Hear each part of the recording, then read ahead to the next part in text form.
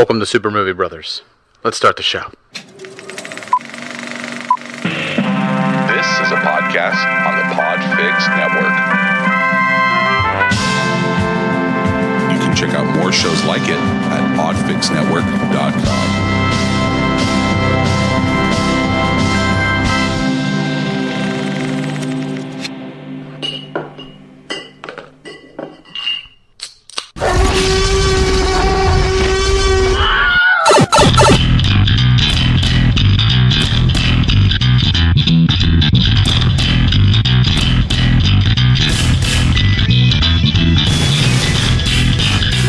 Welcome to Super Movie Brothers, episode 144. I'm your host, Super Movie Brother Dave. I'm your host, Super Movie Brother Jay. Hey, Jay. It's been 1 week since you looked at me. Cocked your head to the side and said I'm angry. What'd you get up to this week, man? What'd you get down to? Well, I had my sister's bridal shower party, and I was out with my future brother-in-law, I guess you can say. We were out hitting balls with his little boy. He's getting into golf and killing some time. Got some drinks, a little sandwich before, and we had to go back to the party because they were going to play games. Do you watch SNL? Do you watch like the weekend update when they when they have the guy who comes out and he talks about like what to do on the weekends and stuff like that, and he's always talking about like boating and like I'm talking long stemmers, boys. Nothing drops the slingshot like a dozen redheads. My penis is bad. That's me. Yeah, that's you. You just do. Let me give you a high class update on what to do this weekend. Exactly. We're just hitting a couple balls. Had a little bit of a witch. That's what I say. That's short for sandwich. You know. Had a couple drinks, knocked them back. Taught the kid how to drink like a man. You know. Yeah. And we hit some more balls. That's right, bro. You know. That kind of stuff. Yeah. While we sexually harass some ladies with our mouths. Oh my god. Yeah, but it was a fun day. I mean, I was really, really happy because my mom was so stressed out about this party, and my sister was too because she had nothing to do with it. Well, she had no power. It's a bridal shower, right? So like women go to this. Right. People bring gifts, I think, to bridal showers. Yes. Okay, so there's gifts.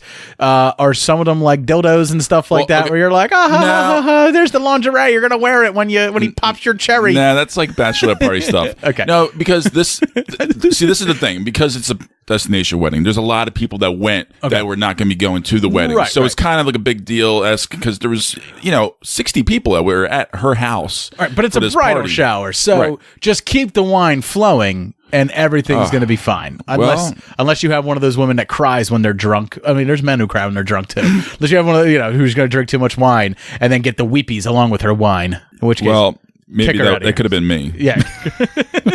All right. So you went to a party with all women. Right. Okay. And it was good because honestly, I know a lot of these people and a lot of her friends I've known since 8th grade, I mean, it's been a very long time. Bopped a few of them.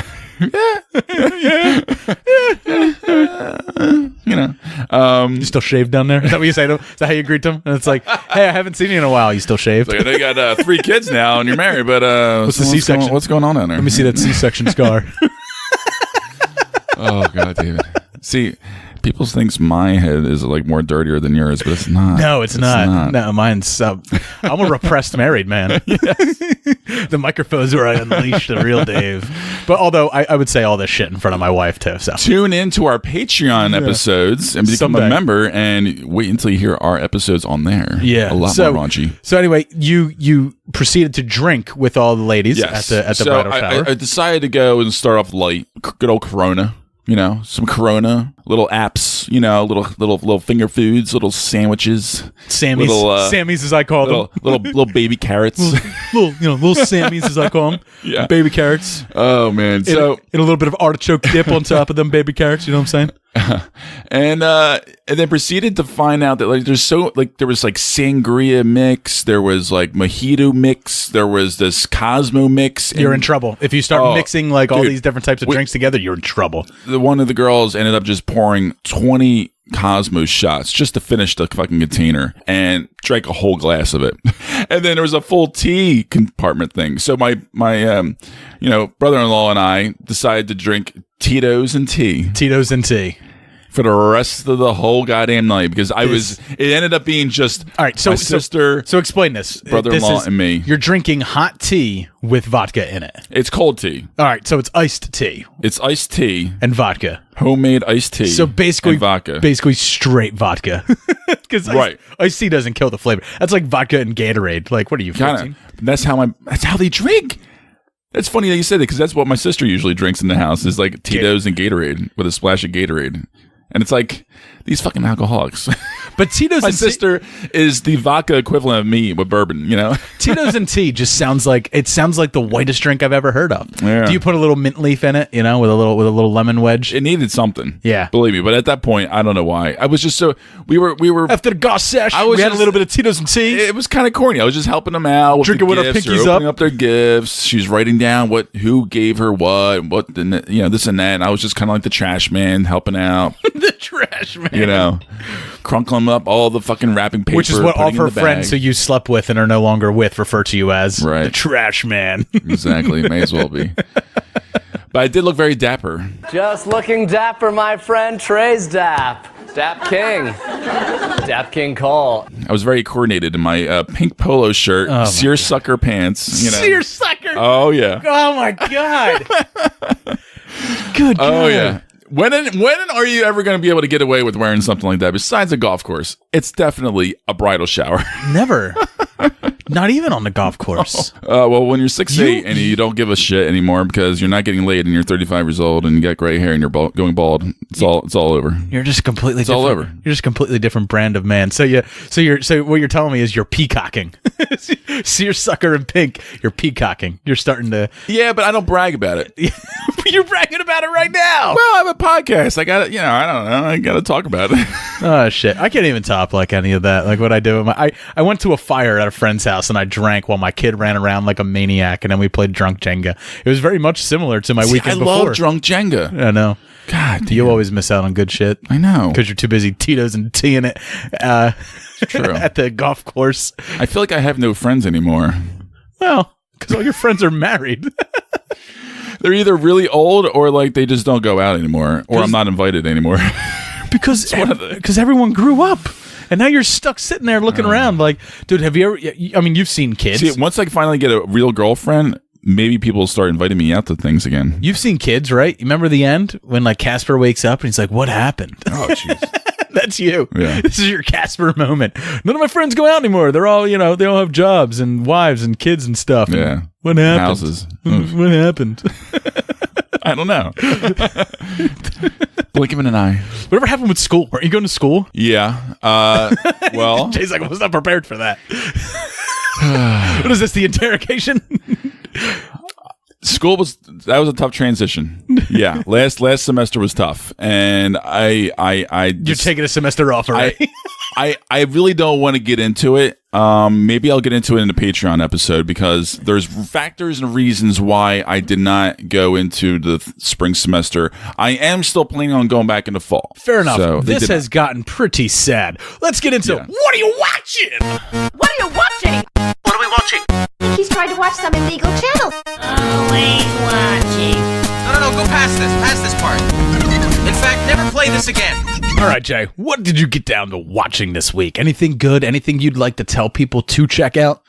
Well, I would still recommend checking out Barry on HBO. I think it's a lot of fun. It's a nice little easy 30-minute romp. And romp. I finally saw Radio. I'm sorry, like the Cuba Gooding Jr.? Yes. Yeah. Yes. Yeah, okay. And it was actually a training class through work. Oh my God. Which is hilarious. I'm like, oh, this is easy hours for me. So I went and literally, we watched the movie. Every half hour they stop the movie. You answer a couple of questions, you discuss it. It's certainly dated. The character developments are horrible. It's Ed Harris, right? If Yes. I remember right? Yes. All right. But the acting is great. It's sappy. It's emotional. The message that they're trying to convey, it's effective enough. It works. But it's just. It's flawed. But did Cuba Gooding Jr. break the ultimate rule of acting? Everybody knows you never go full retard. You went full retard, man. Never go full retard. Did he break that rule? You make me happy. I think he did a fantastic job. Okay. I really do.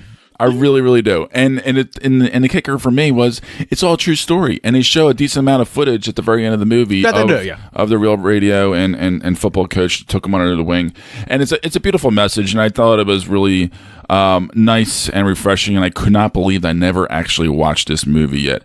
And then finally, Zodiac. We love Zodiac. We talk about it on and off the show. From time to time, it's one of David Fincher's underappreciated extremely gems. Underappreciated. I love that movie. And it is extremely well done. It's a lot of fun to watch again. I try to watch it every year or two, and again, across the board, great performances, beautifully made. Just bravo. So that was a lot of fun. Yeah, Robert Downey Jr. is fantastic in that movie. I love him. You just wish you got a little bit more from him. They used him just the right amount. The right amount, I think. Yeah. But he is great. He plays such a perfect asshole. He does. He's got that look too. Like there's assholes. There's like good assholes, but like he is a waxed, bleached asshole. Like he's just a perfect asshole. Sure. Especially in that era, late 60s, early 70s. Yeah, 70s. And Jake Gyllenhaal being just super hyper neurotic. Just smokes. Classic. My favorite scene with Robert Downey Jr. is he's like his cigarette's in his mouth most of the time. Is when they get to the bar and he's like, this cannot go without a comment. What is that? What are you drinking? He's like, it's called a Malibu Bay Breeze. Cut to like 8 drinks in. You wouldn't be making fun of it if you tried it. And he's like, all right, give it over here. And then they cut to it and there's a picture of it in front of him. So good. And they're drinking it down. I love that scene. Yeah. All right. What else did you watch this week? Just our reviews for this week. Also, Pet Semetary and SHAZAM. You gotta say it. You gotta say it like you mean it, or else you don't turn into it, Jay. SHAZAM! Oh my God. You're going to make my wife angry. All right, anyway, so what I got around to watching this week, I actually watched a fair bit. I did start Santa Clarita Diet, 1 episode in, so I haven't watched enough to really give an opinion on what the 3rd season is. But I also watched something else on Netflix. I watched this documentary called Our Planet. So it's basically like Netflix answer to Planet Earth or Blue Planet, like all those Nat Geo and Discovery Channel, big nature documentaries that take years to shoot, and they're using the top technology that is available for cameras at the time. And it is incredibly stunning, absolutely stunning visuals, like crazy good visuals. But it has this environmental bend to it where it does have a message to it. While they're teaching you about animal behaviors, they're also showing you how animal behavior and animal habitat is changing due to climate change.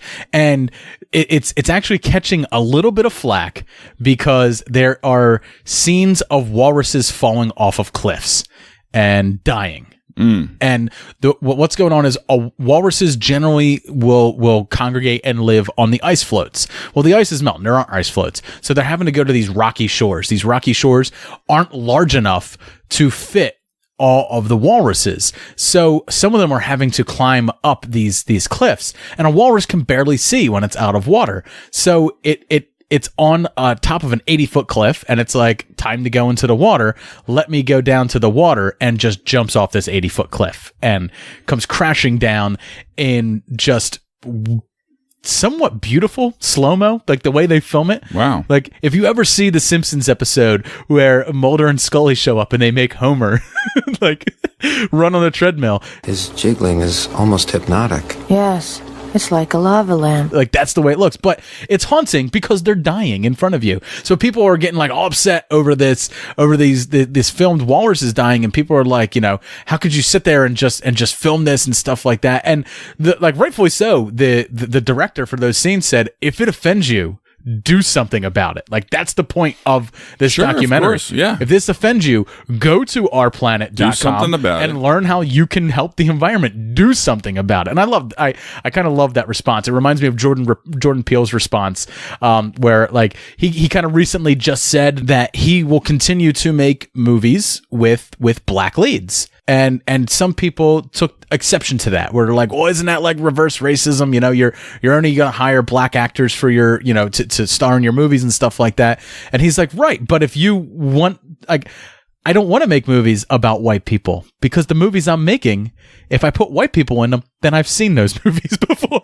Right. It's not different. And I think he's right. He's absolutely right. If you want to see, black stars, Asian stars, Indian stars, you know, any type of race, if you want to see them prominently displayed, then someone's going to have to go out there and make those films. So he's saying, why not me? If not someone else, then why not me? And he's the person in power right now that can really pull off something like that. And he's pulling off quality films. So it's not just any movie. He's actually putting out good movies with original ideas and executing it perfectly. Yeah. So far.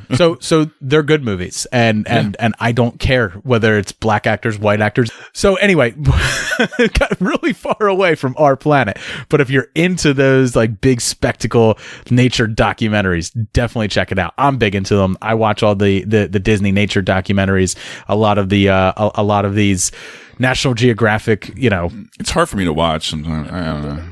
Why? You get a little sad when the baby rhinoceratops gets eaten by a crocodile? Yeah. Yeah, I don't. It's whatever. It's nature. I love watching the wolves hunt, like when they just take down like a baby elk and rip it in half. Yeah. I'm like, whatever. That's life, man. So the other thing that I got around to watching this week, I watched A Dog's Way Home, Jay. Oh, geez. I remember seeing this trailer. So this is about a dog, Bella, who is a stray, who is adopted by a young guy, Lucas, who works at the VA hospital. And they live in Denver. And in Denver, pit bull breeds are completely outlawed. But the only thing that's needed for a dog to be named a pit bull is for 3 separate animal control officers to identify it visually as a pit bull. So what happens is she's going to be put down if she's ever caught in public again. So he has to send her to New Mexico so that they can move out of Denver, Colorado, and into a town nearby that doesn't outlaw pit bulls.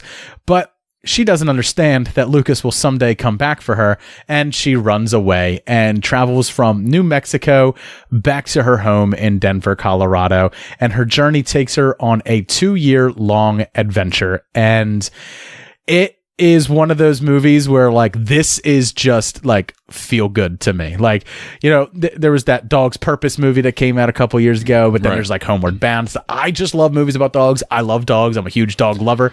So it's another one of those things where like it's really hard for me to watch. Yeah. It's too emotional. So and this is but it's all from the dog's perspective. You know, the dog is voiced like, but so it's a lot like Homeward Bound, where there is like a voice to the dog.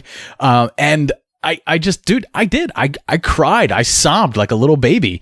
Like there's a few times where I welled up, but at the very end, man, I just bawled my eyes out. And I'm not saying it's like a must watch movie, but like a good healthy cry. If you like dogs, if you like cutesy movies and stuff like that, I love cutesy movies. So I really ate this up. My only like real knock on it, other than it's super 100% schmaltz in your face, just, you know, like if schmaltz, like Hallmark Channel, like if schmaltz was an over aggressive frat boy, then like it's schmaltz is right on my face, like it's right on my chin, just ramming it over and over again. But the CGI is absolutely awful. They have several animal characters that are 100% CGI and other scenes that are 100% CGI, and it's absolute dog shit. Like it's just rough looking CGI. This movie was made on the cheap, you know? It was made to make you cry, and it did that. So you want a little bit of wine for your cries, little wine and cheese? Get that out and watch this movie. It's now on video on demand, so that's how I picked it up. And then the other movie, Jay, this is one that I don't want to say like I was solicited to watch, but kind of was, sort of. So the film is called Butterfly Kisses. It came out in 2018, and it is written and directed by Eric Christoph Myers. He is a filmmaker, an independent filmmaker out of Baltimore, Maryland. So awesome. Baltimore is one of my favorite cities. It is. So this is about a filmmaker who discovers a box of tapes. and he wants to, and the tapes depict college kids who were making their senior thesis for filmmaking on a local legend folklore in the movie. They call it fake lore, where there's like not a lot of evidence to back it up. And the character is called a peeping Tom. So you go to a bridge and you can't blink for a whole hour, and you stand down. Get the fuck out of here. So from midnight till 1 a.m. And like they've proved like some people in the first off in the movie, they want to prove whether some people can blink, can keep their eyes open for an hour, and there's different schools of thought on that. So the kids making the movie decide that it's probably not possible for us to not blink from 12 a.m. to 1 a.m. and at the stroke of 1 a.m. at the exact moment that it turns from 12:59 to 1 a.m. Peeping Tom is supposed to show up, and every time you blink he gets closer to you, but no one knows what happens when he gets too close. So they use a camera instead, and sure enough they find out that at 1 a.m. Peeping Tom appears at the end of the tunnel. Now that is the footage that this director named Gavin finds. So what Gavin wants to do is then he can't find the kids who actually made this movie, so he wants to re-edit their film, clean it up, and put it out as like his own film. And he 100% buys in to this Peeping Tom thing. So there's this constant back and forth between Gavin's story about making the student films movie, while our writer-director, Eric Christopher Myers, is making a documentary about Gavin wanting to make a movie about the college kids movie. And the really interesting part about all this, Jay, is none of this is real. This is all scripted. Wow. So it is. That's ambitious. It's inception of film. So you have the film students who made their senior thesis on this paranormal thing, and that plays like a found footage part film, one. Right? And then you have Gavin who finds these tapes and is now making his movie about it. Yeah. But then you have this documentary film crew who's making a documentary, which is the actual film, right? Making a documentary about Gavin making his movie about these other kids' movie. Yes. Are you lost yet? Not, so I'm with you. So it is, and it's all intercut and stuff like that. So it's not like you watch the kids movie first and then you watch Gavin's story and then you watch the film crew story. Like you just watch, like it's all intertwined and stuff. And I would say that, yeah, it is extremely ambitious. And the thing that I liked about it the most was like this idea of like just the creative process and how someone who creates movies or is involved in any form of art. Did it feel authentic though? I felt so. The or at least part one, the like the original. No, that didn't feel authentic, and that's part of the crux of the movie. Is like people don't believe Gavin that this is real because they're like, no, that's easily faked, or these kids don't seem genuine. They throw shade at that original footage. Oh, okay. A lot of shade. So it's a little self-aware. Oh yeah, okay, it's definitely self-aware. So it's not it's not presenting that stuff like it's real and stuff like that, and you have to just take the journey with it, I gotta say, because like I'm not even sure if I can score it because I respect it for what it did. Sure. And it's free. So if you're it's on interested Amazon in Prime. Watching a unique film, Definitely that's unique. free, Definitely unique. and you want to watch something different, check it out. Yeah, right? I definitely encourage people to check it out. Okay. Like, and this isn't like a hard recommend where I'm just like, you have to see this movie.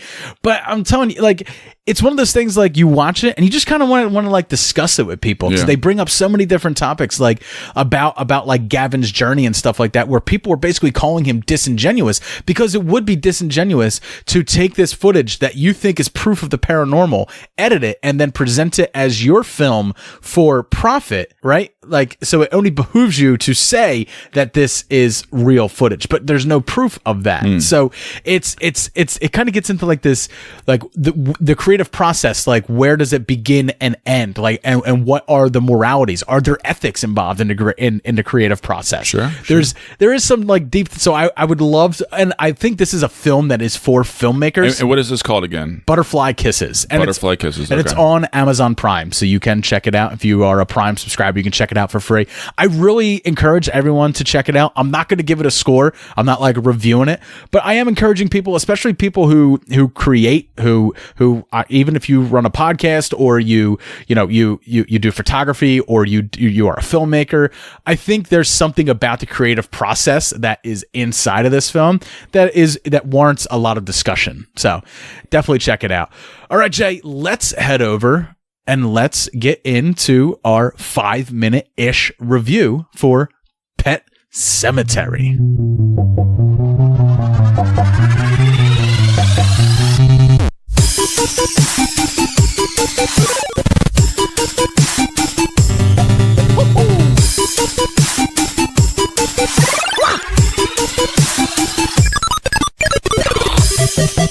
All right, so me and Jay got a 5-minute-ish review for Pet Semetary to do. This is going to be a spoiler-free review, so for those of you who haven't seen it yet, no worries, because we are not going to be spoiling the entire plot, much like the trailers have done. I remember my birthday party.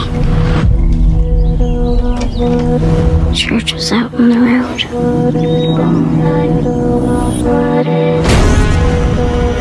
And everything went black.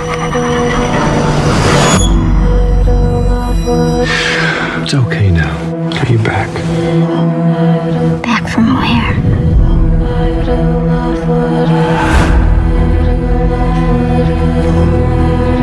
What's going on? There's a place Rach brings things back. Hug your daughter. Are you happy, Mommy? If you cheat death, there's a price to be paid. I needed more time with her. Sometimes dead is better.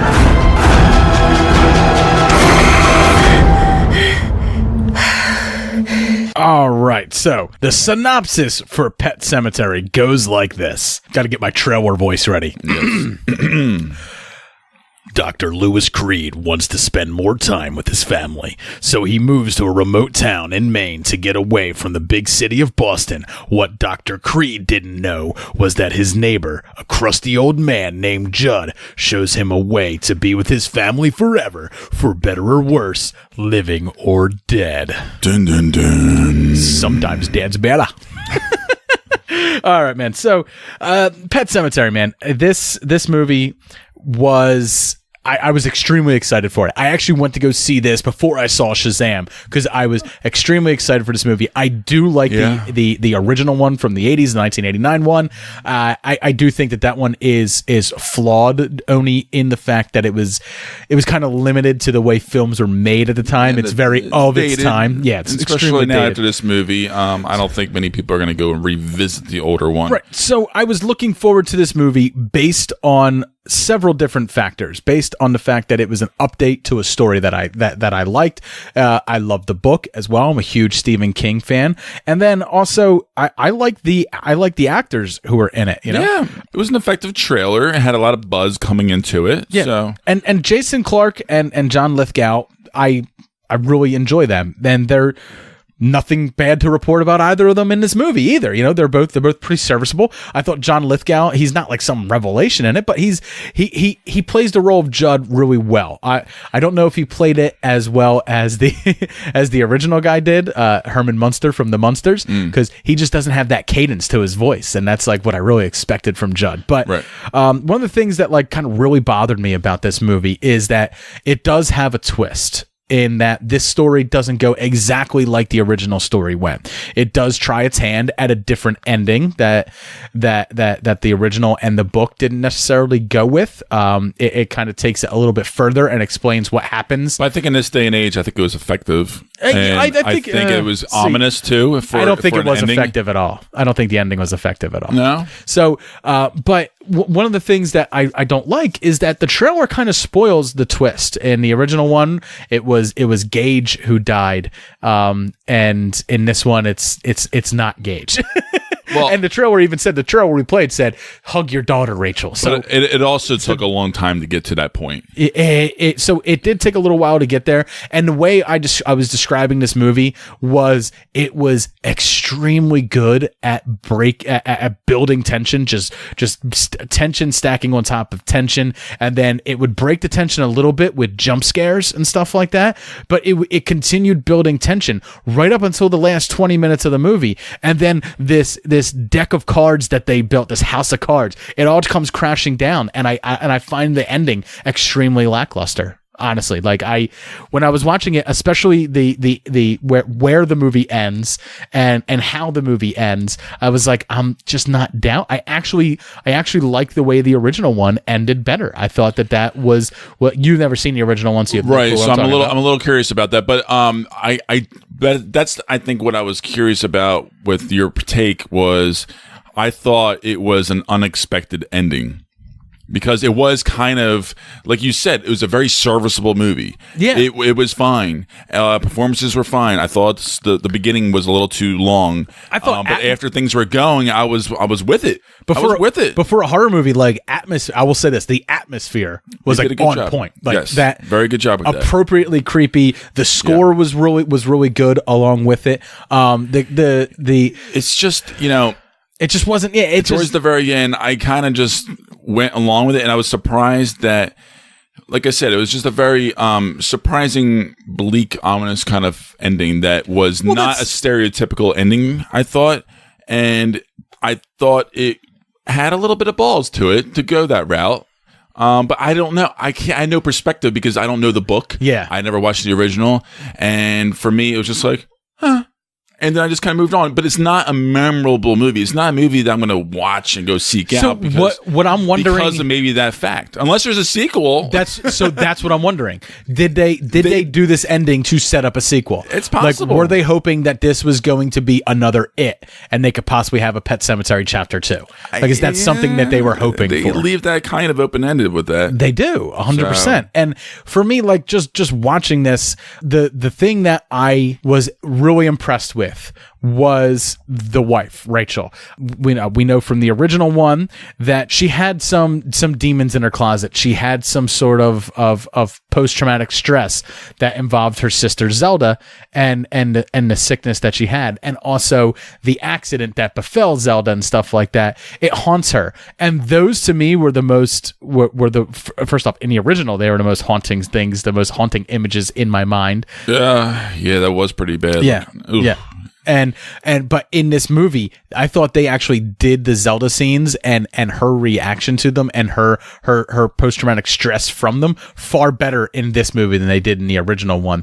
Because one of the things I love is the way they set up, like she's having a memory while she's in her room about what happened to Zelda, and you're hearing all the sounds that you heard in the flashback, and you're seeing it all happen. And she goes and opens the medicine cabinet, and you get a good jump scare out of that. Mm-hmm. Later on in the movie, when she's being chased, she locks herself in her bedroom. She's in the same exact spot that she was when she had that flashback before.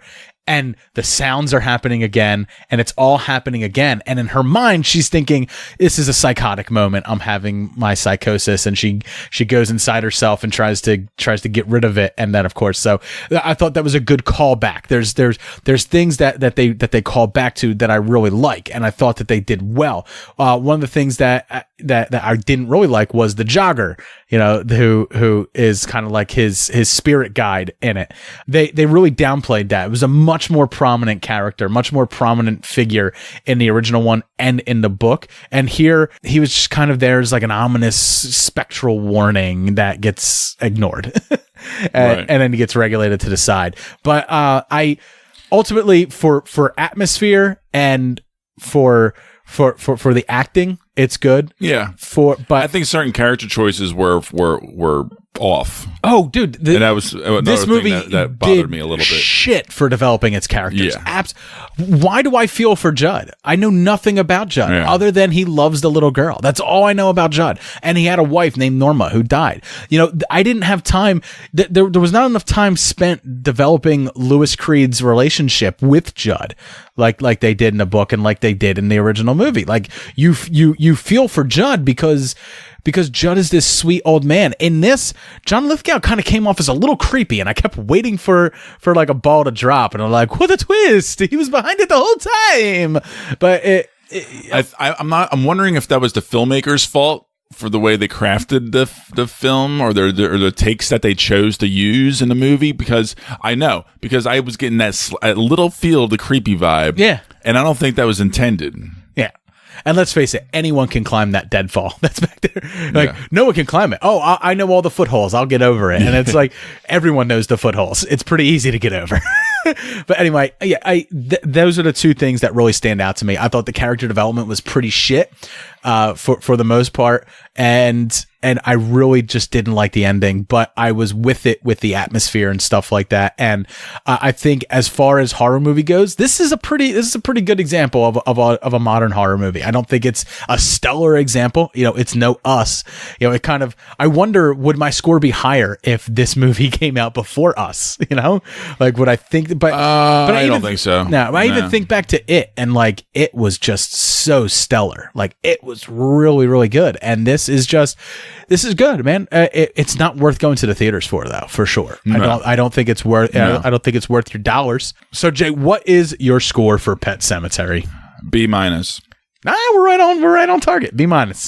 That's what I got for it. Like I said, super effective with its atmosphere, though. Yeah, I saw it in Dolby. So did we. Those jump scares, of course, got me, the vibrating chairs a little bit. Right, and I know some people are complaining about the jump scares, like, oh, it's so hard. They were loud. They were very loud. They were very in your face, but it was only 3 or 4, if that. But that's the point of a horror movie. If a horror movie doesn't have jump scares, then what gets your blood going? You know. But also, it's kind of the point of where they're at, and the whole point. And also, why the fuck wouldn't they just leave? Like, it might be a little spoiler based, but like when things started to happen, any family would have left by the time things start to twist and change. Why? He's a man of science, Jay. No, but he already experienced a couple very weird things, along with the wife having traumatic issues. But she wasn't divulging that to her husband. She just said that she has a bad feeling about that place and she'd like to leave. She never divulged what was going on inside her psychosis until after the fact. All right. Yeah. So, no, there's plenty of reasons why they wouldn't leave. Not to mention, it's financially, 50 acres of forest, and he just probably sunk all of his money. And he's a doctor. He's probably still paying off those student loans. So true. All right, that's it. Me and Jay both give it a B-. Don't go see it in the theaters. This will be coming out to video on demand. Rent it at home. Just go watch Shazam twice. Yeah, Shazam twice. All right, Jay. In fact, now that you mention that, we got a little bit of a longer form review that we're going to do for Shazam. So let's get into that. Our Shazam review is going to be different than Pet Semetary. I know we got a little spoilery in Pet Semetary, more so than we would be, but again, the trailers for Pet Semetary were spoiler to itself. So with Shazam, we're going to do a spoiler-free review up front, and then we'll play the spoiler warning, and we'll jump into spoilerific reviews and some Easter eggs for you guys to check out. You've run from foster homes in 6 counties. I can take care of myself. When you're 18, give these people a chance, because that's what they're giving you. You look at me and you're like, why so dark? You're a disabled foster kid. You've got it all. Billy Batson, I choose you as champion.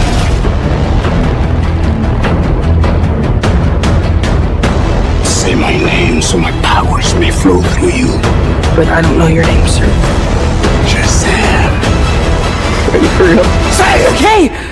Shazam? All right, Jay. Our synopsis for Shazam goes like this. Billy Batson is about to get big. Billy is given superpowers after being lured by a wizard to his secret underground lair. Once Billy touches his staff and speaks his name, Billy goes through some series of life-altering changes, much like other boys his age, but Billy's are more electric.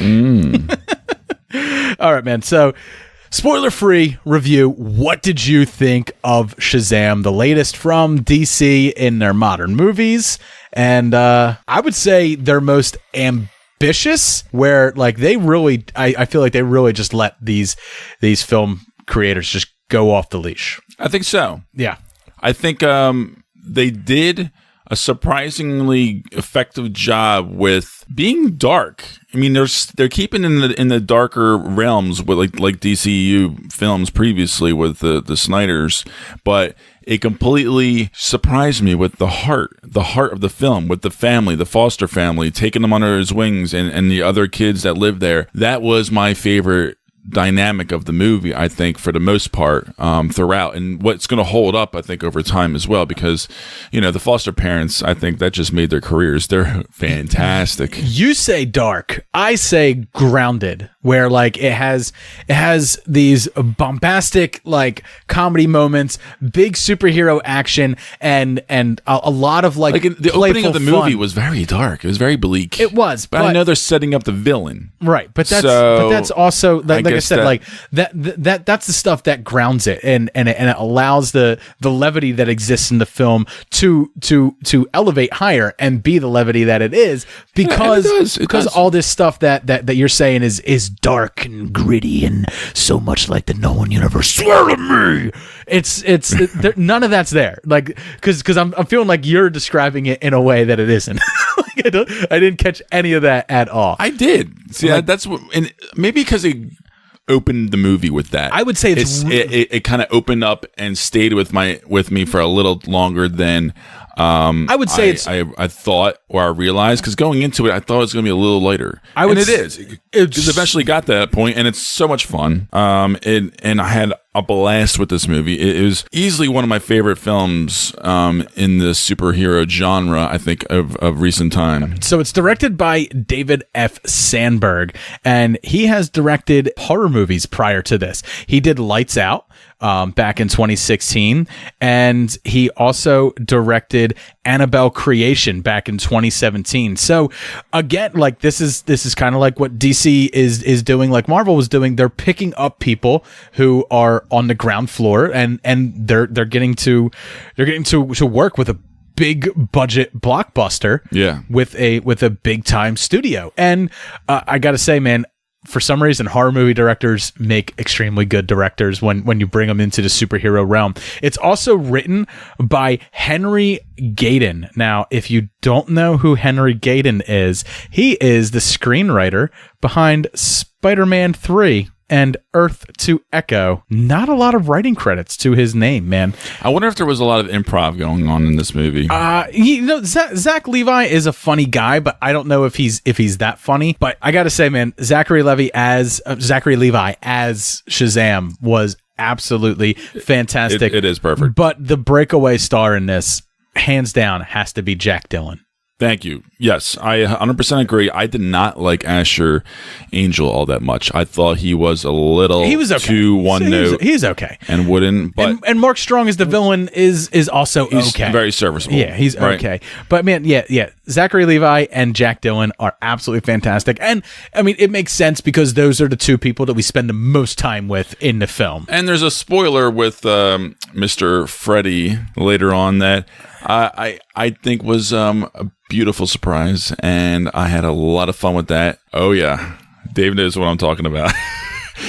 That right there, when that happened, it just made made me almost cry because I was so happy. We'll get into it in spoiler sections, but the thing that I really liked about this movie is not only did it make a really well-made superhero, it did an origin story in an extremely interesting way. Mm-hmm. And also it comes from a different place, because the main character, as big as he is, and as old as Zachary Levi is, it's still about a 14 or 15-year-old kid being inside that body, right? Which is a remake, and the creators have called this out. They said, like, no, this is an homage to Big, who's kind of a prick, right? Right. Yeah. Well, he's a prick because everyone's a prick when they're 15. They're selfish. But it's also because he has no real family. Rightfully so. He's got some chips on his shoulder. Some serious chips on his shoulder. And it keeps coming up. And he is... it's just a great But Jay, if there's no lesson to learn and your hero doesn't need to grow, then why tell a story? He does learn. I know. So. And it's a lot of fun. And guess what, Dave? It's in Philadelphia. It is that. So I didn't even know that until all the movie started. I was like, holy shit. How did I not know this? They did some filming in Philadelphia, not a lot. A lot of it was filmed elsewhere. Like the SEPTA trains, they do have SEPTA, and they do have our SEPTA maps. The art museum steps. But that was not a SEPTA bus. That was not a SEPTA train. They slapped the logos on some other cities' trains and stuff like that. They didn't actually use SEPTA because they would probably have to shut down some major railways in Philadelphia, which wouldn't wouldn't have Hollywood been cheap. magic. Yeah, it wouldn't have been cheap. But one of the things that I really like about this movie, and I got to praise it for, is the script, and not so much dialogue, just its ability with the comedy to do recalls. The way like they set up jokes earlier on in the movie that are funny, that give you a chuckle, and then they bring them back later on and they give you a gut buster in it. Right. And that's one of the things that I really appreciated with it. Because when I was watching this, I didn't know how to really come at it. And when I was out, I was like, no, this is a comedy. Like this exists. It's very much like it's very much like a Deadpool, but I actually think the comedy in this, it was better at Deadpool. I think it's going to hold up over time longer than Deadpool's comedy. Yeah. Because Deadpool, like, it throws shit at you so fast, like, and it's just trying to throw as many jokes into its 2-hour runtime as possible. Mm-hmm. And if half of them land, then they did their job. They actually wanted to make sure that their comedy moments were all landing. And I really like that. And man, I really enjoyed it for adults and kids. You know, and that's the thing, that like this has a PG-13 rating, but it's never been more appropriate. It's a bold, PG-13. It's just as appropriate for a 10-year-old as it is for a 30-year-old. I think so. It works. I think so. It works on multiple levels. And I mean, I don't know about 10-year-old, because like I said, I do think it is a little dark, especially for a 10-year-old. I do. I'm going to rewatch this movie in theaters. I did really enjoy this movie, and I'm kind of surprised that I liked it as much as I did. Now, don't be I might get a lot of hate for my grade for the movie, because I think technically there are movies there's elements in the movie that I thought was not working for me. And like I said, it was a little dark and bleak, and it kind of left a bad taste in my mouth in the beginning. And I thought that Billy was a little wooden as a child, and I did not like him as a character. And I thought Zachary Levi was fucking great. So, it was a little hard for me to watch sometimes, but the last chapter of the movie was just so good, and it ended with the perfect bang that you would ever really want to hope for, because the family dynamic with the foster home is beautiful and so heartfelt. I absolutely loved it, and I'm going to give it a B+.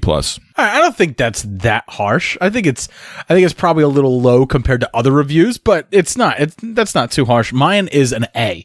I'm giving it an A. I have very little problems with this movie, with the exception of Did it feel long though to you? Not at all. So yeah, it felt a little long to me. It's 12 minutes over 2 hours. So yeah, I guess it is a little long, but I didn't feel the length at all. I had a fan-fucking-tastic time with this movie. That's why I'm giving it an A.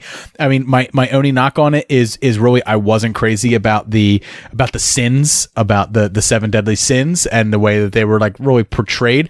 In moments of action, they just kind of looked like brown grayish blobs at times. I didn't like their creature designs. Yeah, I wasn't crazy about that. But other than that, Dr. Savannah, I wasn't. They gave him a very human story in the beginning, and then they very much turned him into a irredeemable psychopath very quickly in the film. I didn't have time to really like get to know him well, to really like, I'm not saying sympathize with the villain, but like really understand him. It was just power hungry for the sake of owning power, because he was told he would never have it, and it's like, well, and hating his family. Well, that's gone. I mean, all of us resonate with that emotion. We've never taken it to that length, so clearly there's something wrong with you, sir. Yes, but I think the film paid off in huge ways by the end, and I think it did a fantastic job of setting itself up with all of that. And sequels, sequels for sure. All right, Jay. So that's it. That's for our review. For all the rest of you, we're going to take about 10 minutes to talk about spoiler stuff. So 5 minutes. No, it's going to be about So skip ahead about 10 minutes for us to get into our beer reviews. Spoiler warning. Spoiler warning. Spoiler warning. All right, all you guys who don't want to be spoiled, you're gone. So, Jay, your favorite moment of what you were alluding to before was that when Freddy is imbued with the powers of Shazam as well, Freddy goes from Jack Dillon to Adam Brody. And the interesting thing about that is, like, it's perfect casting because he was once cast as a DC hero in partially I've always been a big fan of George Miller's Justice League. He was supposed to be the Flash. Exactly, since the OC. And his career never really took off. We've been on the run, hiding in the sun, looking out for number one. California, here we come, right back where we started from. California. Anyway, that's playing what Seth Cohen. And he was Adam Brody does to us. The uber geek, movie geek, comic geek, whatever you want to call it.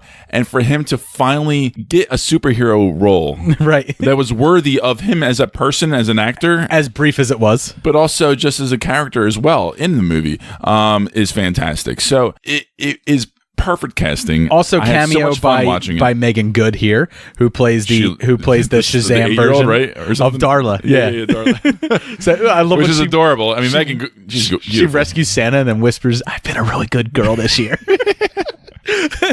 I did. It was a lot of fun watching that. I did love that. And, as far as like a lot of the film goes, that's like the only real big like spoiler of it is.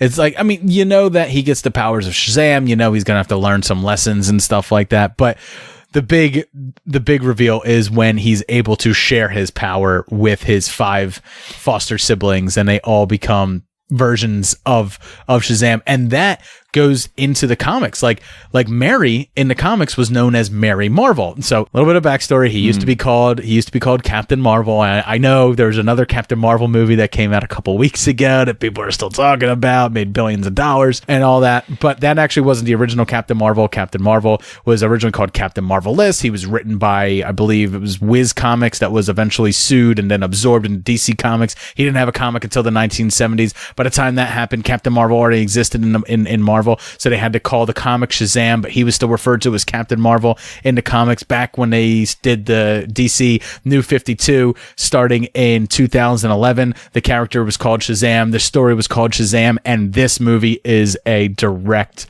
pretty much make of that New 52 run that was written by Jeff Johns.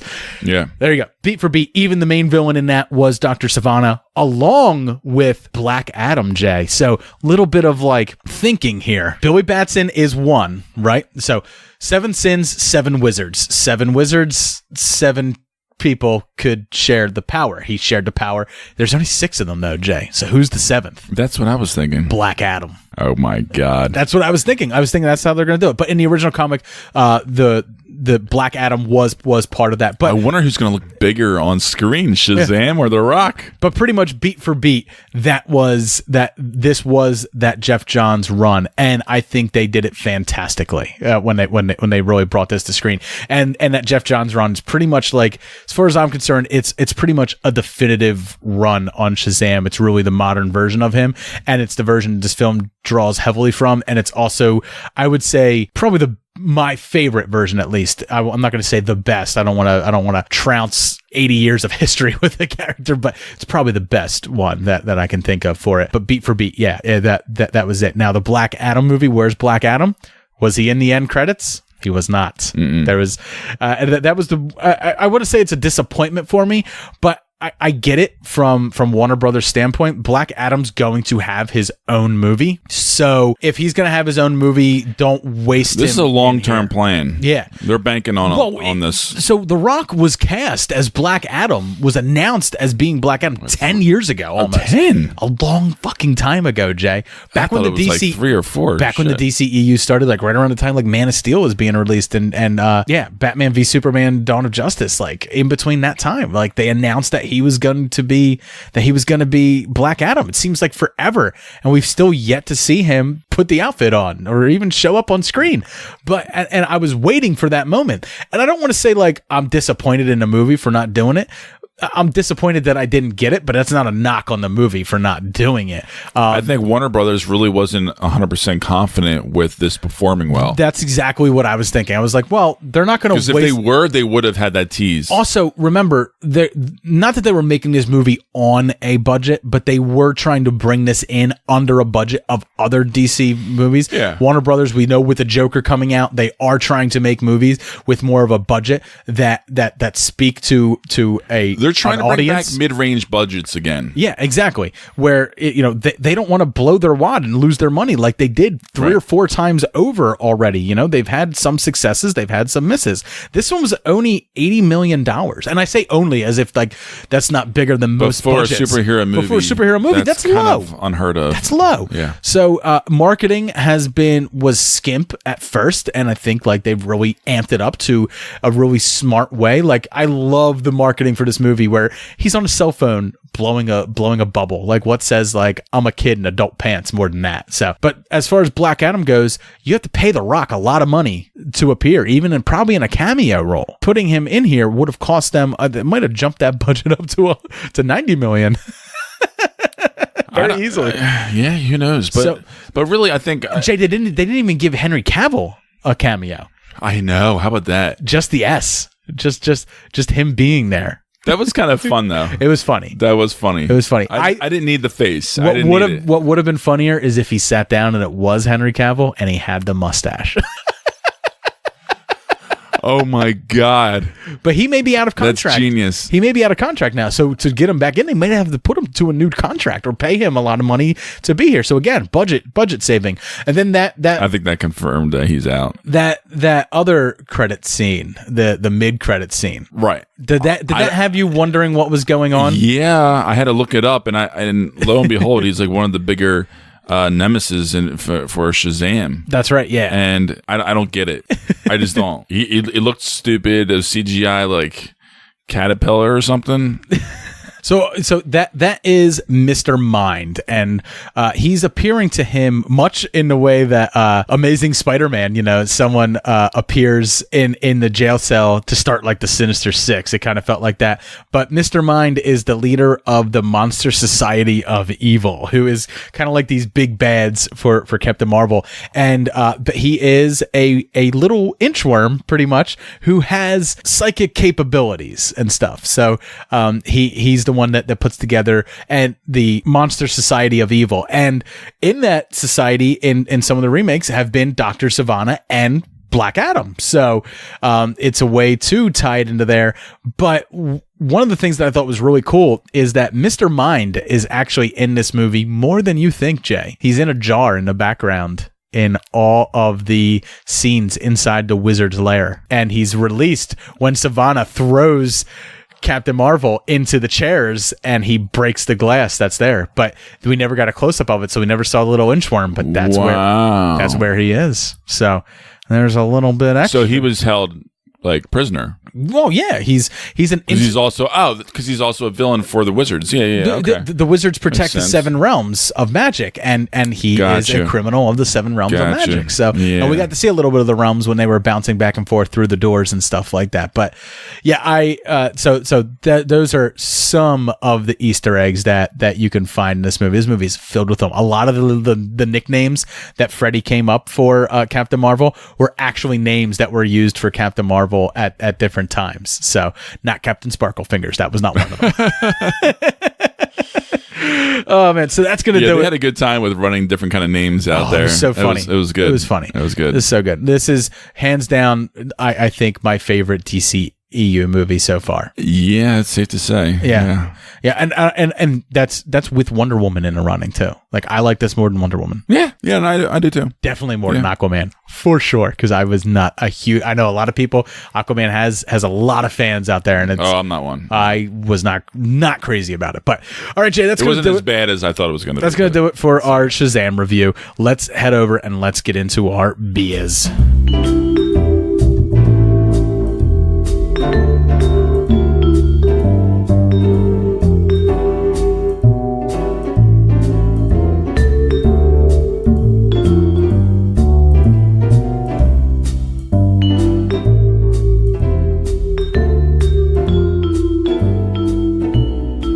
Welcome back to the beer segment. Me and Jay got 2 beers that we're going to be reviewing for you, but before we do that, I'm going to drop a line to our sponsor, Blowfish.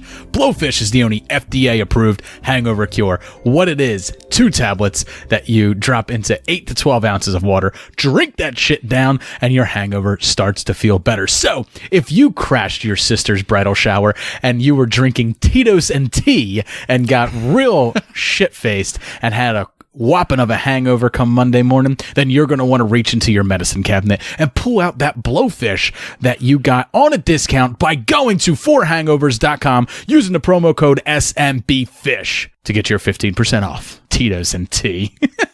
just with your pinky out. Yeah, very much so. Everything you do is the whitest thing I've ever known. Oh, God. It's getting worse in age. Yeah. Super Movie Bros is also brought to you by the PODCOIN app. PODCOIN is a podcast streaming app that you can download on iOS and Android. What you can do is you listen to your podcasts on there, you earn some points, and then you can redeem those points for other things, and portions of your listening go towards charity as well. So why don't you help out some people while listening to your podcast and do something with your life? Download the PODCOIN app and start streaming all your podcasts there and earn a little bit more for your hard podcast listening efforts. We do have an indie podcast to spotlight this week. This indie pod is brought to you by Movie Geek Proud. Hi, I'm Rob. And I'm Sean. And we are Movie Geek and Proud, a movie podcast where 2 gay movie geeks review current and older movies of all genres, good and bad. We also pick titles and share our opinions on films that are either not well known or guilty pleasures, but we are proud of our taste and encourage all other movie geeks to do the same. And it's not just movie reviews on our show. We play games, trivia, movie drafts, we have guests come on, and even the occasional skit. You can listen to our show on your favorite podcast apps, including SoundCloud, Podbean, and iTunes. You can also follow us on Twitter at MGNP Podcasts. And remember, every movie has at least one fan. You're so cheesy. What? How's that cheesy? And every movie does not have at least one fan. I say it does, and you can't prove it doesn't. You can't prove it does. Yes, I can. That's why we're doing this show.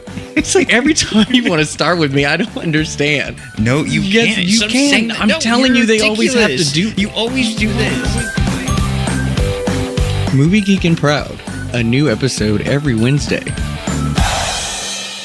All right, Movie Geek and Proud is obviously a show where 2 gay movie fans talk about the movies that they love. And what I love about their show, Jay, is they have a mantra that me and you have, which is no such thing as a guilty pleasure. True. Banter. Yeah. and that and witty comical banter. Yes. So I definitely recommend this podcast. Head over to iTunes or your favorite podcast listening app, PODCOIN, and you can check out Movie Geek and Proud. So Jay, you got a beer that you're going to be reviewing for us. I also, too, have a beer that I'll be reviewing for you, because that's how it works. We both review a beer. That's a thing we've been doing since day 1 on this show, 144 episodes. Jay, what beer are you sucking down today? I have Long Trail Brewing Company's Limbo IPA. How does that compare to Tito's and tea?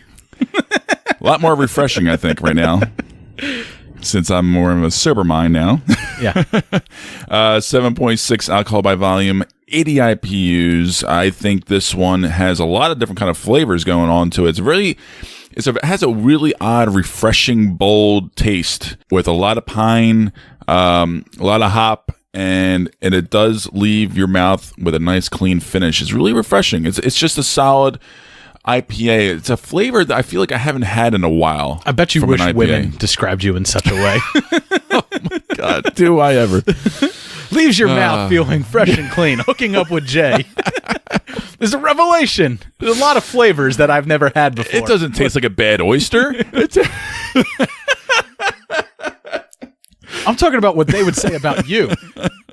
Are you belittling woman for like the smell of like a vagina? Is that what you're doing? I was talking about my spunk, man. You know what I'm saying? Like the saltiness, the salty oyster, you know? Oh, God. Who calls it spunk? Dude, you're like a dirty old man from a 1970s. That's probably the first time I've ever actually used that word. You're like a dirty old man from a 1970s porno. You hear it from time to time.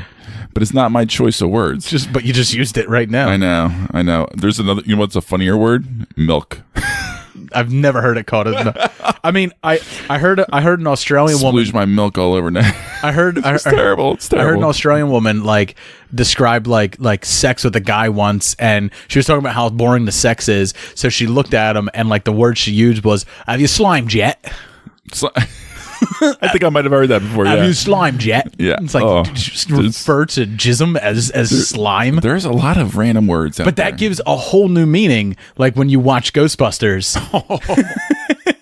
And Bill Murray's on his back, and he's like, he slimed me. Maybe in the Australian version of Ghostbusters, they refer to that. You never know. He spunked me. Did they have different... Yeah, exactly. All right, Jay, what's the score for your beer, man? I think I'm going to go with a 4. A 4 out of 5, I think. Nah, good for you. 4 out of 5. That's not bad. Not bad. All right. So I am drinking the Shiner Wicked Juicy IPA. So this is 5.7% alcohol by volume, and it is an Indian pale ale that comes from Shiner, Texas. What do you know? Some decent things do come out of Texas, like people from Austin. And true. Pretty much the only Austin. Yeah. Just lost all of our Texas listeners. Shit. This is super good. I like it lots. Is it juicy, Dave? It's very juicy. It better be. It makes my mouth water even when it's not in my mouth. So it makes me want more. It's like a Dorito. I just great had one. reference. I completely understand now. Right, exactly. You eat a Dorito and then you're like, God damn, that Dorito was good. But it's almost like your brain forgets why was that good? What was good about it? I better put another one in my mouth. It's just good. Yeah, you're drinking beer like me now. Yeah. No, it's super juicy. Very, very, very well balanced in its hops, man. It's not super overpowering up front. It doesn't have that. It doesn't have that dank smell. It doesn't have that. It's got an extremely nice, fruity, juicy middle, and then it finishes off real crisp but dry. Very cool. Very well balanced. I too am giving this one a 4.5. Nice. I'll have to grab another one next time. Yeah. If it had a better label, it would probably be. It is very corny. Right. It would have a 4.5. But I guess they got no imagination down in Texas, just waiting for that wall to go up. Yeah.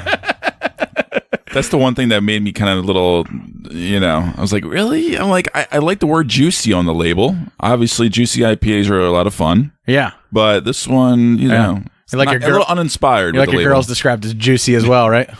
Sopping.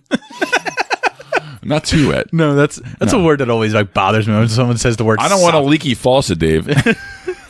Sopping and moist are two words that make me just cringe. I don't know what it is about them. No, I love moist. It cracks me up. It cracks you up because it bothers me so much. It bothers everybody, seems like. All right, Jay, let's head over and let's get into our top 5 DC movies of all time. Now, this isn't DCEU movies, so we're not going to be sticking to just those. This is any film made that was once a DC comic. It's based on a DC comic.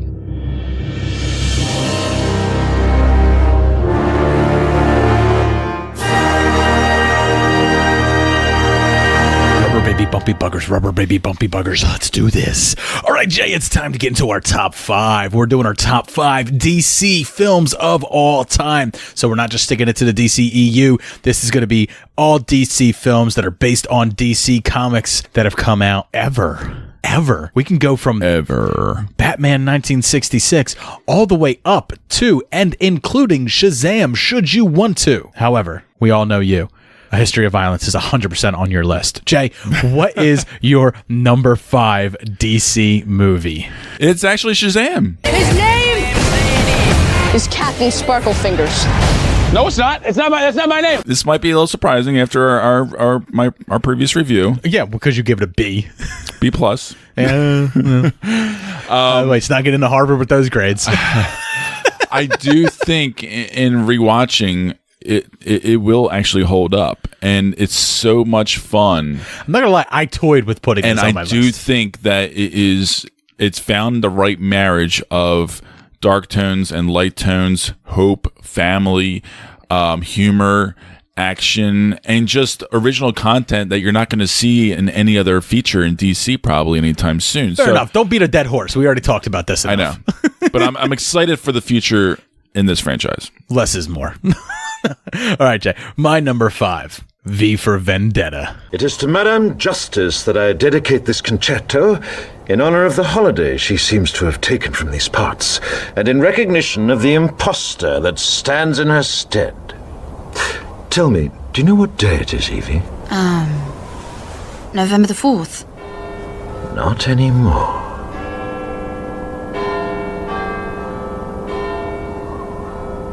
Remember the 5th of November. Remember. Honorable mention for me. November. Yes. Yeah, I love this movie. I did too. I have it on DVD still. Such an awesome movie, man. Such a like a dystopian type future and stuff with a very realistic type hero, anti-hero at that, terrorist, even some would call him. Sure. So and it coming out at a time when, especially like in America, there, a lot of the first world countries in the world were fighting a war on terror. So like to kind of have someone who could be construed as a terrorist as the main hero even was pretty, crazy. But I think they did a good job of really balancing it out, right? Because you don't agree with him at all times. It's amazing that they pulled this movie off. Really, when you really think about it, between the action, between the dialogue, the story, the characters, the acting, everything worked out perfectly. And like when you go buy a house, they're like, oh, it might be a little bit of a fixer-upper, but it's got good bones. This has good bones because it was written by one of the greatest comic book writers of all time, Alan Moore, and it's developed from his comic. It was published under Vertigo Comics, which is, of course, DC Comics. So it is one of their subsidiaries. Yeah, so. This thing drank some grade A whole milk. It's strong bones. Yeah. And it gave us one of the best performances from Natalie Portman. It's up there, yeah. She continues to give fantastic performances in a lot of her films. She committed. But yeah, she committed to this film. And I think it's like one of those movies that, it very easily could have been done in a way that had no reverence for its subject matter. It very easily could have been just a blockbuster with lots of explosions, and they could have went the Matrix route with it, and they didn't though. They really paid reverence to its story and to a lot of the political intrigue that was involved with the story, and they really brought that to a main audience and made a lot of people really love it. And of course, Hugo Weaving playing V, his voice. Perfect casting stellar. It was. And he was a last minute add-on because they previously casted somebody else to play V, and they had to quickly replace him with Hugo Weaving, which and I'm going to be honest, the reason it's on my list is because I don't think enough people talk about this movie anymore. I think you're right. I think it warrants people to go ahead and give it another watch. I agree with that. All right, Jay, what is your number 4?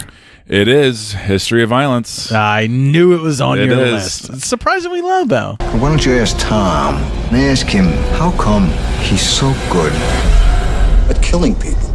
This movie was perfect for all the actors involved, for David Cronenberg himself, and also having a slight Philadelphia element to it, right? Yeah, Philly mob element. A little bit, yeah. Just the indie quality of it all, the bleakness, the action, the raw. See, you always say bleak, stark realism. But I like that. I like bleak. I like stark realism. I normally do. When it's done in certain kind of ways. But now, in certain superhero-esque movies, sometimes that doesn't get portrayed properly the way I like on screen sometimes. But when it has a little bit more of that down-to-earth, gritty feel to it, what's your favorite? What's your favorite scene? Because I pretty much I feel like I know your favorite scene, but it's also my most disturbing. The scene. sex on the steps. Yeah, I knew it. It's the most disturbing scene to me. I said it because I knew that's what you were gonna say. Sorry. No. I think it's actually, I guess we can spoil it. I mean, it's been out for a whole while. Probably the final takedown of his brother. The way William Hurt acts in the movie when his brother is just taking down his guys one by one, and he's just not fucking dying, and it's pissing him off, and he's just nonchalantly trying to get this thing done because he's spoiled. He's been a mob boss for quite some time, and he doesn't take anything too seriously. So he's very nonchalant about it all. It's his brother. He kind of doesn't pay him any kind of respect, and it's a funny way for him to die at the very end when he's fuddling with his keys to get back into his house. So it's kind of funny. But it is a really, really good movie based on a really good comic, also another Vertigo comic, right. And but that sex scene, it's just tough for me to watch because it's like a man raping his It's wife. weird. It's very awkward. Very, very strange. And I think you really enjoy Cronenberg and Mortensen's follow-up to this, Eastern Promises. Probably. Even more so than A History of Violence. Yeah, but me, I prefer A History of Violence. I thought this movie was extremely well done, and it might even be on my honorable mentions. But Jay, my number 4 is another one that is based on an Alan Moore comic. A lot of people hail this as the greatest comic book of all time. It's Zack Snyder's stab at Watchmen. God damn, I love working on American soil, Dan. Ain't had this much fun since Woodward and Bernstein. How long can we keep this up? Congress is pushing through some new bill that's gonna outlaw masks. Our days are numbered. Till then, it's like you always say, we're society's only protection. From what? Are you kidding me? From themselves. Son of a bitch. No, come here! Get your stinking hands off me. What the hell happened to us?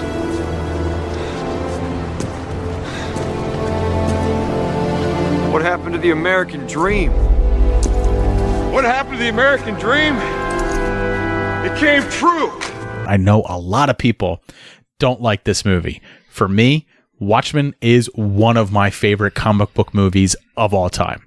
I think the visuals in it are absolutely gorgeous. I thought the tone of it was appropriate to go along with the comic. And I know some people have big problems with it, with the change at the end, that the bombs that go off are Dr. Manhattan, like they replicate Dr. Manhattan's radiation signature.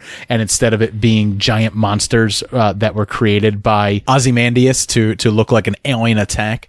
I know a lot of people have problems with that. For me, I think that actually tied it in better. I think that actually made it better to make Dr. Manhattan the villain of the world, which thus means he has to leave and go start life somewhere else. But I thought that this was the best possible way to bring this comic book to film. I know it's close to 3 hours long, but I can't It's on Netflix now. Yeah. So it's free. And I'm actually going to rewatch this movie very soon. But Jay, you have Amazon Prime too. You can watch the full director's cut, ultimate cut on Amazon Prime that is close to 4.5 hours long, 5 hours long. Get out. Yeah, it's on there. Is that better? Well, I mean, that's up to you. Well, I'm sure you've seen it. It has the animated pirate story in it mixed in with Gerard Butler's voice. That's mixed in with it as well. So if you're into that, watch it. But you can also just watch the director's cut, which is also on there. So like Amazon Prime had the Watchmen director's cut and had the Watchmen ultimate cut, all streaming at one point or another. I'm not sure if they're all up there now, but it's not free anymore. For me, when I watch this movie, I watch it a lot for Patrick Wilson's performance as Night Owl.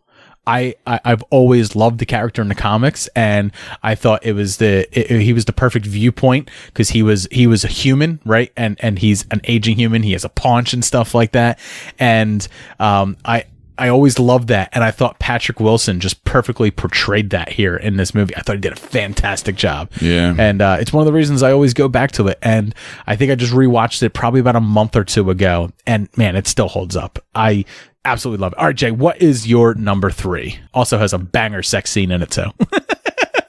Just like A History of Violence. Yeah, Mr. Manhattan's wang is fucking... Whew. Anyway. Digitally enhanced. Yes. Always remember that. Road to Perdition. Michael, tomorrow when they find out we're gone, they're going to come after us. I have to protect you now. I knew you were going to put this on there. I love this movie. Yeah. Yeah, another Sam one of the Mendes. Vertigo comics. Yeah. You know, I heard recently, I think on a podcast or something like that, referring to how Tom Hanks was bad casting for this movie, and I was yelling in my car. When is Tom Hanks ever bad casting? Period. For any role. I guess they didn't buy him as a hitman. Okay. I bought it as a hitman. I bought it. Yeah. Oh, I certainly bought it. As an Irish hitman? It really hitman? worked. Yeah, it works. Maybe it's that mustache. I don't know. I mean, we know he does an Irish accent well. Come on, catch me if you can. Jude Law, shocking. Really, really good as a swarmy little fucking snake of a villain. Schmarmy. Paul Newman. Snarf. His last great movie role. Yeah, I really. think probably ever. And it is just an interesting take on a father-son relationship, a road movie, a mob movie, and it's beautifully done, beautifully shot, and I absolutely find it exquisite. It's You know what's one of the favorites. crazy things about this movie? I watched this movie with my grandfather. It's like one of the last movies I actually sat down and watched with my grandfather. In fact, the DVD version that I own was his. It's one of those movies that he watched and he just he really liked it. He really dug it. I don't know if my grandfather's in the mob. Maybe he was. It is a movie that you can kind of let wash over you a little bit. Well, it's of a time, right? And that too. That's true. So, but I do love this movie as well, and it is also on my honorable mentions list. So let's go into my number 3, which is Batman, 1989. Batman. Can somebody tell me what kind of a world we live in where a man dressed up as a bat gets all of my press? This town needs an enema. This is my number 3. Well done. Okay. Is it your number 2? Well, it's on my list. I'll say that. It's on my list. This might be your number 1. Hubba, hubba, hubba. Money, money, money. Who are you going to trust? This is my first go around with Batman, really. As a kid, this was my first time seeing the character portrayed. Absolutely loved this movie growing up. It was one of those movies that I could just put in anytime, and it's only in the years since and I've gotten older that I've started to appreciate other versions of Batman, but this is still mine and your Batman. This is our generation's Batman. It's the first movie I ever saw in movie theater. Our dad, our parents, their version is the Adam West Batman, but for us, this was our Batman. For kids younger than us, no one's Batman is theirs. So for others, unfortunately, Batfleck is theirs. So that's their cross to bear. We got Keaton. He's not a bad Batman. Yeah. He just never got a good movie. Yeah. We got Keaton though. And I absolutely love this movie. And Jack Nicholson I think he really started the trend of high profile actors playing your villains and getting paid well. And getting paid extremely well to play a villain, man. And still getting paid. And still to this day, because he was one of the first actors to say, you will give me royalty rights on this movie. Significant. I'll take a huge pay cut if you give me a portion of its profits from here until fucking eternity. Yeah. And okay. Turned out the movie was one of the biggest films. It was a big Time. risk. So, if you're going to have a high profile actor like Jack Nicholson come in and play the Joker, you're gonna bend to his will. And when I think about it, when I go back and I really think about it, he's what I remember the most about the movie is Jack Nicholson's Joker. Well, a lot of scenes, a lot of moments, a lot of musical numbers, you can say, even sometimes. You ever dance with the devil in the pale moonlight? I just asked that of all my play. We'll talk about it more. Yeah, sure. All right, Jay, what is your number 2? Another Batman, The Dark Knight. The Dark Knight coming in at number 2. It's my number 2 also, Ooh. Jay.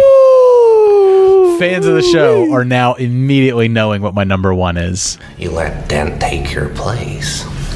Even to a guy like me, that's cold. Where's Dent? Those mob fools want you gone so they can get back to the way things were. But I know the truth. There's no going back. You've changed things. Forever. Then why'd you want to kill me? I don't want to kill you. What would I do without you? Go back to ripping off mob dealers? No. You complete me. You're garbage. You kills for money. Don't talk like one of them. You're not. Even if you'd like to be. To them, you're just a freak. Like me. Okay, so from the get-go, when it opened up, I knew I was in. Perfect comic book movie, right? For this modern era. Yeah, cold open. Modern day. That cold open. That cold open. I was immediately, I'm in. With the Hans Zimmer. I had a boner for 2.5 hours. Yeah. It was great. It was a beautiful movie. It was very engaging throughout. It was epic in scope. You had a villain that you haven't seen on screen before in quite some time, and that last line really well done. Is from Heath Ledger is just so perfect. Whatever doesn't kill you simply makes you stranger. Love that. That's technically not his last line. That is his last line. No, when he was hanging upside down. No, I'm talking about in that scene, in that opening scene. Oh. In that filmed in IMAX, like, huge bank robbery opening scene. Gotcha. Before he drives the bus out. I'm sorry. That's his... I'm thinking of the whole film. No. Okay. No. Jumping the gun a little bit. It seems like that Nolan, the actors, and everybody involved were on the same page. They knew exactly what they were going to be making. They knew exactly how to pull it off, and they did it. Well, I think Warner Brothers knew exactly what they were getting with Nolan, and they went, just run, do you with this. Like, take this guy and go into Chicago, which was a great choice for Gotham, I think. And run wild, and he did. He did a lot of he did a lot in this movie for IMAX. A lot of IMAX camera shots. They actually lost one during the filming of the truck chase. They actually lost an IMAX camera, which there was only one of like 6 around at the time. So they actually lost one, which was like $1 million that fell into the river, I believe. Is what I remember that happened in like Charlie and Chocolate Factory 2 or something like that. Yeah, it fell into the chocolate river. So it's kind of funny, but technical quality of this movie is exquisite, and the story, it's wild. And I think Two-Face is slightly, I don't want to say underwritten. I wanted to see a little bit more of him, and I wanted to see a little bit more of Aaron Eckhart because he was so good in the movie. They dispatched like Batman's second biggest villain in an awfully quick way, where you would like to maybe see him make a return at some point. But Nolan was never one to redo things, because when he gets back to the series and we get The Dark Knight Rises, barely anything that was like this movie was visible there, with the exception of Dr. Crane running his kangaroo court. But yeah, there's so many layers to this movie. You can dissect this movie in 100 different ways and just have a blast with it. But what it comes down to is Heath Ledger's performance is amazing. The portrayal that Nolan gave us for Batman was what fit the tone and was perfect for the time. And I think today I would like them to give Batman a completely different take than this, because we already got this. It's complete, it's print, it's perfect. Let it stay as it is. Don't ever try to go back and do this type of realistic Batman again. It exists and it's done well. So there it is. Well, we'll see how things go with Joker. That could very well be on my list after that movie drops, because as of right now, that trailer is. And as everyone heard in my trailer park, I'm not so hot on it. And you are probably the only person. No, definitely not the only person. Well, the only person I've ever heard or spoke to or whatever. This hit every button exactly the way I want, so I'm extremely excited for it. I think it's too much of the same, more of the same, but whatever. And why do you want to sympathize with a psychopath? What's wrong with you that you want to watch a movie where you sympathize with the psychopath? No sympathy. It's just a straight up character study, deconstruction of a society deteriorating this man who obviously has problems, but turning himself into the Joker over time. I'm still not even convinced. I think I'm the watching city this trailer. is a character itself. Convinced he's the fucking Joker. Still not even convinced. And why give an origin story to the Joker? It makes no sense to me. It robs the Joker of everything that make and I was behind you on that. And don't get me wrong, the comics have done it too. But do not give the Joker a backstory. It files his teeth and it humanizes him, which thus makes him less of an enigma. That was my biggest worry when this was announced initially. But you haven't seen the movie yet, so it should still be a worry. I know, but they have surprised me for sure with this trailer. So Todd Phillips is still attached, so I have no clue what I'm going to get. I know. All right, Jay, what is your number one? 89 Batman. Let me tell you about this guy I know, Jack. Mean kid, bad seed, hurt people. I like him already. Now, the problem was he got sloppy. Crazy. He started to lose it. He had a head full of bad wiring, I guess. Couldn't keep it straight up here. He was the kind of guy who couldn't hear the train till it was 2 feet from him.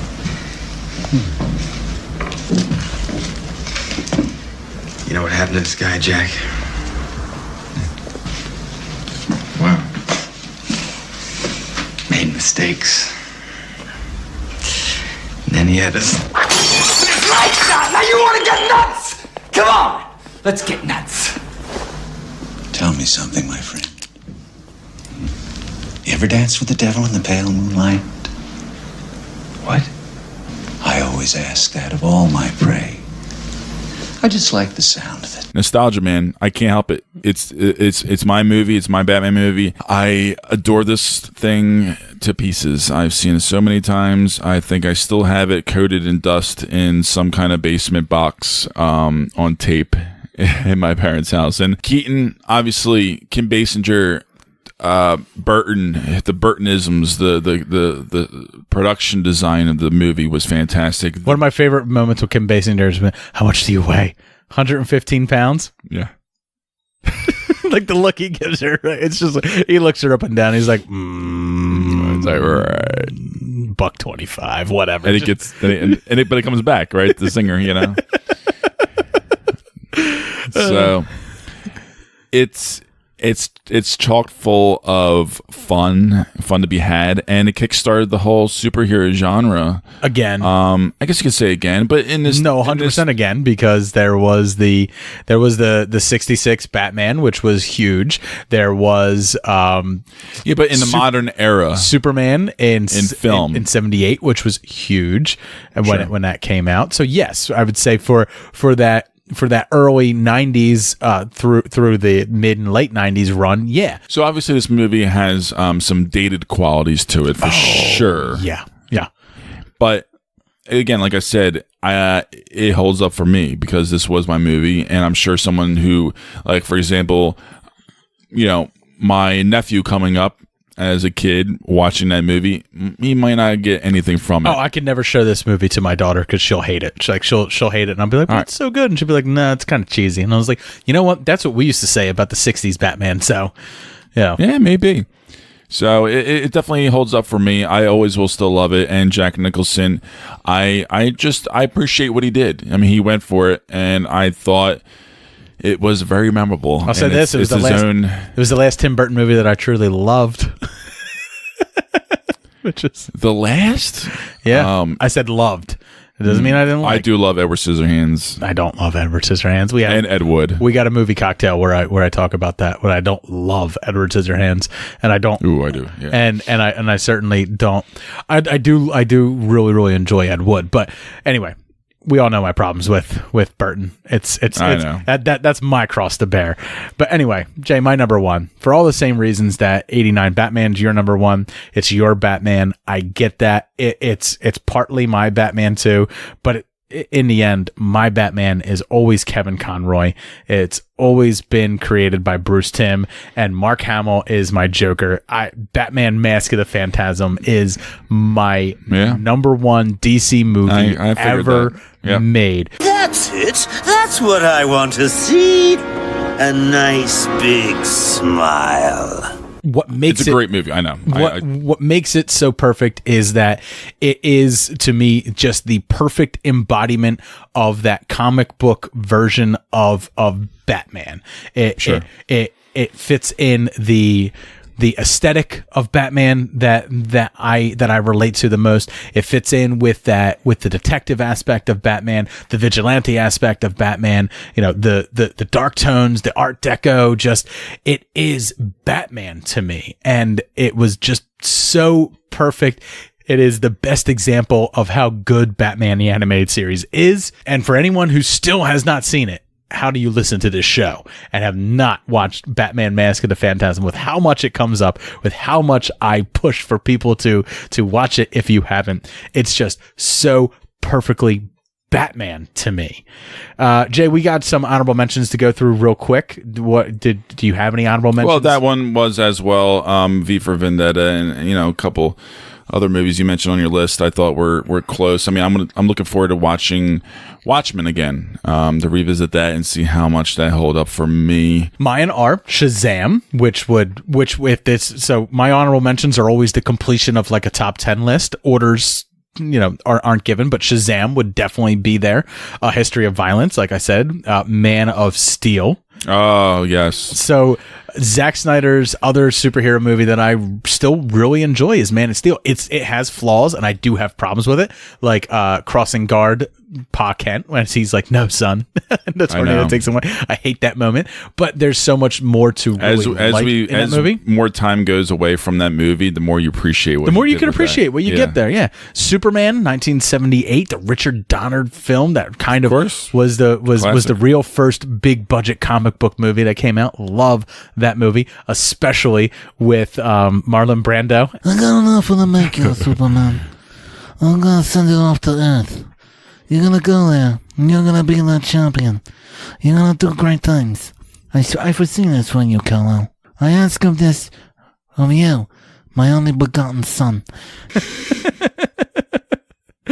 And my final honorable mention is another animated one, Under the Red Hood, which we did a movie cocktail for, which is another fantastic animated movie, which isn't done by it doesn't have Kevin Conroy, and it doesn't have Mark Hamill as a Joker, but it does have John DiMaggio as a Joker, which gives you a much more sicker Joker, like a much more deranged. Still a Joker. Great movie too. I absolutely love that animated film. So that's gonna do it for our top 5 DC movies. Clearly, me and Jay had some similarities this time. Yeah. Definitely not as close as our Disney live action ones, though, but very, very close. I do encourage everyone to get out there and see Shazam. I think it is probably the most fun I've had in the movies in a good bit, man. And I cannot wait for Avengers Endgame still. But Shazam was a great way to whet that appetite. Yes, it was right around the corner, Dave. I know. I really got myself ready with watching A Dog's Way Home, because my tear ducts are perfectly exercised. They are ready to expel whatever liquid may come from them. I may cry so hard that blood comes out. I mean, it's a possibility. We don't know who's going to die. In my mind, someone will not. What do be you think? returning. Endgame or Star Wars? What do you think? Episode 9 is going to make you cry more potentially? That's a tough call, man, because I really liked Rian Johnson's The Last Jedi, and this, and I know that's controversial as well for a lot of people, but I love The Last Jedi. I liked it more than The Force Awakens. So to have J.J. Abrams come back, and a lot of the rumors being that he's going to be undoing a lot of what Rian Johnson did, it's possible I may not be so hot on it. It's possible The Last Jedi may be my new Empire Strikes Back. I may champion the middle movie for the rest of my life. If that's what I like, then so be it. You heard it here first, folks. I mean, this is going to be exciting. At this moment, exciting. At this moment, I am looking more forward to Avengers Endgame than I am for episode 9. 100%. Now, I think a lot of people are too. I'm more interested in what's to come after episode 9 for Star Wars, more so than anything else, though, because I'm very intrigued to see where Disney takes the franchise post Skywalker legacy. So yes, that's it. I think there's more intriguing avenues to go through with that than the superheroes. But hey, if you want to check out more of my opinions on Star Wars, head over to Good Morning Mose Eisley on all podcatchers. Me and Wes from Via VHS talk about Star Wars a fair bit over there because it's a Star Wars show. If you enjoyed our show tonight, please head over to your favorite pod streaming app and give us a review. A 5-star review is really appreciated, but that's what helps us grow. That's what helps us get found. We do have a sponsor. Our sponsor is Blowfish. So if you would like to cure your hangovers for good, head over to 4hangovers.com. Use the promo code SMBFish. Get your 15% off. Don't forget to check out our Indie Pod Spotlight from this week, Movie Geek and Proud, as I wear all the movies I love on my sleeve, including The Last Jedi. I don't care what you haters say. That's what they do over there. They have a great time discussing movies. They are a fantastic show. I subscribe, and I suggest all of you do as well. We are, of course, part of a network. We are part of the Podfix network. So be sure to head over to podfixnetwork.com. You can check out all the fantastic shows that are part of the Podfix Network. You can also check out a lot of our movie cocktail recipes over there on the website. Just click the menu, scroll down to the movie cocktails tab, and you will be able to get the recipes there. So I want to thank all of you for listening tonight. Have a great night. Cheers. Cheers.